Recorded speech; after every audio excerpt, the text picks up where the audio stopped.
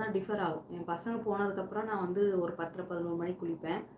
அப்படி இல்லாட்டி காலையிலே குளிப்பேன். இது மட்டும் தான். அதுக்கப்புறம் பார்த்தீங்கன்னா நேரா வந்து ஹாலுக்கு போய் ஃப்ரிட்ஜில் இருக்கிற திங்ஸ் எல்லாம் வெஜிடபிள்ஸ் என்ன பண்ண போகிறோமோ அதெல்லாம் வெளியில் எடுத்து வச்சுட்டு பால் காய்ச்சி பசங்களுக்கு பால் போட்டு கொடுத்துருவேன்.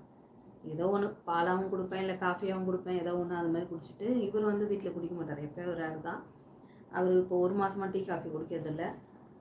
அப்புறம் காலையில் டிஃபனு, அப்புறம் மதியானம் சாப்பாடு. இது நம்ம என்ன யோசனை பண்ணி வச்சுருக்கோமோ அது காலையில் வந்து செஞ்சுட்டு பசங்களை வந்து அமுச்சு விட்டேன்னா நான் ஃப்ரீ ஆகிடும். அதுக்கப்புறம் காலையிலே சமைச்சிட்டா எனக்கு மதியானம் வேலை இருக்காது. அதுக்கப்புறம் மிஷினில் துணி போடுறது, வீடெல்லாம் வந்து பாப்பா காலையிலே கூட்டிடும். இந்த ஸ்கூலுக்கு போகிறதுக்கு முன்னாடியே எங்கள் பாப்பா வந்து வீடெல்லாம் கூட்டி வெளியில் படிக்கட்டெலாம் பெருக்கிடும். அந்த பாப்பா அந்த வேலையை செய்யும். நான் வந்து இவங்களை வந்து ரெடியாக்கி அமுச்சு விட்டுட்டேன்னா அதுக்கப்புறம் எனக்கு ஃபுல் டே வந்து ஃப்ரீ தான். துணி காய போட்டுட்டேன்னா அது மிஷினில் தானே போடுறோம். அப்புறம் வீடு துடைக்கிறது ஏதாவது இருந்தால் அதுக்கப்புறம் பண்ணுவேன். இல்லைன்னா நான் பாட்டு கொஞ்ச நேரம் ரெஸ்ட் எடுப்பேன், டிவி பார்ப்பேன். என்னுடைய யூடியூப் சேனலுக்கான எடிட்லாம் பண்ணுவேன். அதுக்கு அடுத்தது ஈவினிங் ஆகிடும். ஈவினிங் ஆனதுக்கப்புறம் திருப்பி வீடெல்லாம் கூட்டிகிட்டு அதுக்கப்புறம் வந்தாங்கன்னா காஃபி டீலாம் போட்டு ஏதாவது ஸ்நாக்ஸ் எதனா பண்ணுற மாதிரி இருந்தால் பண்ணுவேன். இல்லை ஏதாவது ரெடி பண்ணி கொடுப்பேன். மோஸ்ட்டு வந்து வீட்டில் தான் பண்ணுவேன், வெளியில் வாங்க மாட்டேன். அப்புறம் பசங்க கூட பேசிக்கிட்டே டைம் வந்து போகும். அதுக்கு அடுத்தது இவ்வளோ வந்து தூங்கிடுவா. மதியானம் 2:30 மணிக்கு வந்துடுறா இல்லையா சின்ன பொண்ணு, அவளை பார்த்துட்ருப்பேன். அதுக்கப்புறம் என்னால் தூங்க முடியாது. ஏன்னா அவள் சும்மா இருக்க மாட்டா, கத்தி எடுப்பா, விளையாடுவா, எல்லாம் மேலே தான் இருக்குது. ஆனால் அவள் சேர் போட்டு எடுக்கிறா. அதனால் அவளை பாதுகாக்கிறதுக்காகவே நான் தூங்க மாட்டேன். நைட்டு ஃபுல்லாக தூங்குறதும் இல்லை. நான் இதில் சொன்னதில் எங்கே தூங்குறேன்னு பார்த்துக்கோங்க. அதுக்கப்புறம் ஈவினிங் ஆகிடும். ஈவினிங் தான் ஒரு 2 hours 3 hours நான் தூங்கிடுவேன். எனக்கு சமாளிக்க முடிய மாட்டேங்குது. அதனால் தூங்கிட்டு அதுக்கப்புறம் திரும்ப எழுந்திரிச்சு திரும்பவும் ரொட்டீன் போயிடும். நைட்டு ரொட்டீன் என்ன பண்ண போகிறோம், என்ன சமைக்க போகிறோன்றது பிளான் பண்ணிவிட்டு அதுக்கு தகுந்த மாதிரி அரேஞ்ச் பண்ணிடுவோம். அருமை சூப்பர் சந்தியா. இப்படி தான் போகும். எல்லோரும் பண்ணுறது தான். நான் மட்டும் இல்லை, எல்லா பெண்களும் இதோட நிறைய வேலையெல்லாம் செய்வாங்க. அது எனக்கு வந்து வேலை கம்மி தான். என்ன கேட்டிங்கன்னா வேலை கம்மி தான். அதே மாதிரி நான் ரொம்ப ஸ்ட்ரெயின் பண்ணுறதில்ல. இப்போ தான் எனக்கு இந்த உடம்பு சரியில்லாத ஆனதுலேருந்து இப்போ என்ன ஆகிடுதுன்னா நிறைய வேலையெல்லாம் செஞ்சால் கிறுகிறுன்னு வந்துடுது, ஒரு மாதிரி கிறக்கமாக ஆகிடுது. அதனால் நான் அது மாதிரி பண்ணுறதில்ல. இப்போ எங்கள் வீட்டில் எல்லாருமே வேலை செய்வாங்க.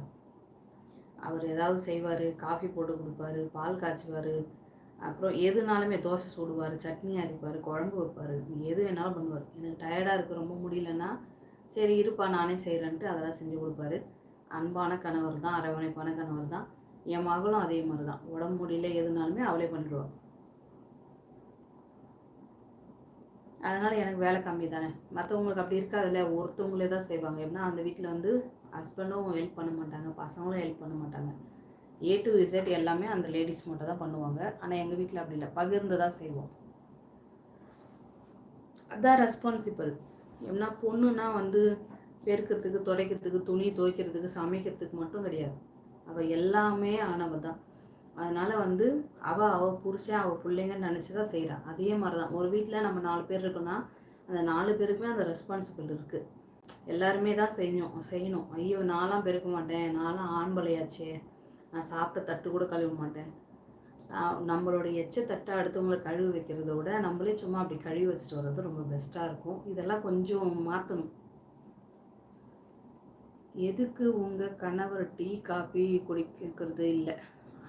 அது ஒரு மாதிரி அசிடிட்டி ஃபார்ம் ஆன மாதிரி ஆனதுனால குடிக்கிறது இல்லை. அக்கா, டச்சு மொபைலு எப்போ வந்ததோ அதுடன் சினிமா தேட்டருக்கு தேவையில்லாமல் போச்சு.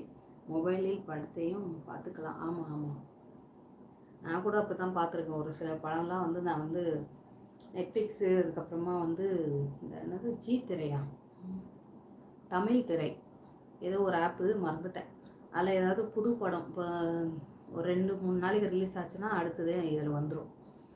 ஆனால் வந்து அதே தான், கொஞ்சம் கிளியர்னஸ் அந்த இது தான் கொஞ்சம் இதுவாக இருக்கும். ஆனாலும் நல்லா தான் இருக்கும். ஆனால் நம்ம வெளில போய் செலவு பண்ணாமல் இதே டேட்டாவில் பார்த்துக்குறோம் இல்லையா.